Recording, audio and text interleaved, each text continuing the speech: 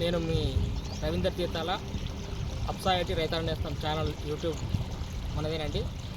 ఈరోజు నేను మీ ముందుకు రావడానికి గల కారణం ఏంటంటే, ఇప్పుడు ప్రస్తుత తరంలో చూస్తే చాలా ఏరియాలో నాట్లు పడుతున్నాయి.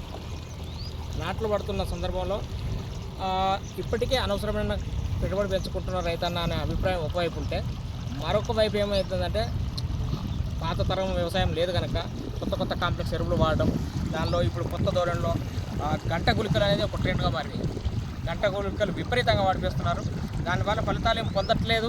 అది నేను వాడద్దని చెప్పట్లేదు, కానీ పొందకుండా కానీ అనవసరంగా ఖర్చు పెంచుకుంటున్నాం. ఒకవేళ మీకు గంట గుళికలు అనేది పిలకల కొరకు అవసరమైనట్టయితే ముందస్తుగా మీరు అప్సా అనేది నాటే క్రమంలో వాడుకున్నట్టయితే గంట గుళికలు అవసరమే రాకుండా ఉంటుంది. అట్లా ఏదైతే వాడుతున్న కాంప్లెక్స్ అదే మంచి పిలక శాతం తీసుకొస్తుంది.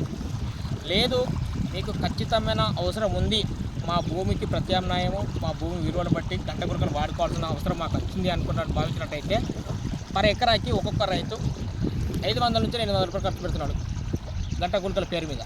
ఇది రైతుకు అదనపు ఖర్చు. ఇలాంటి సందర్భంలో కూడా మీరు ఆ గంట గుళికలను మన అప్సైటీ కనుక వాడినట్టయితే 1 ఎకరాకు తెచ్చుకున్న గంట గుళికలు 2 ఎకరాలకు వాడుకొని అందులో కూడా మీరు పెట్టుబడి తగ్గించుకోవచ్చు, వేరుగానే ఫలితాలు పొందవచ్చు. ఇది కేవలం గంట గుళికలతోనే కాకుండా అన్ని రకాల పంటల్లో ఎలాంటి కాంప్లెక్స్ ఎరువైనా కానీ వేస్తే వాటి మోతాదు తగ్గించుకుంటూ పెట్టుబడి తగ్గడం ద్వారా దానిలో ఉన్నటువంటి పోషకాలను పూర్తిస్థాయిలో మొక్కకు అందించడం, 30 సెంటీమీటర్ల లోతుకు తీసుకెళ్లడం దీని ప్రత్యేకత. కనుక మీరు ఏ పంటకు ఏ మందుకు ఇది రీప్లేస్ కాదండి. అన్ని రకాల పంటల్లో అన్ని రకాల మందులతో కలిపి వాడచ్చు. పర్ ఎకరాకి వాడుకోవాల్సిన విధానం 200 ml. ఏదైనా మందు పిచికారి చేస్తే అది ఆయిల్ బేసే కావచ్చు, పెట్రోలియం బేస్లో ఉండేటువంటి హెర్బిసైడ్స్, పెస్టిసైడ్స్, శిలీంద్రనాశనాలు ఏ రకమైన ఫార్ములేషన్లో ఉన్నా కానీ దీన్ని కనుక ఒక పంపుకి 10 ml కలుపుకొని వాడుకున్నట్టయితే మంచి దిగుబడి, మంచి ఫలితాలు మెరుగైనవి ఉంటాయి.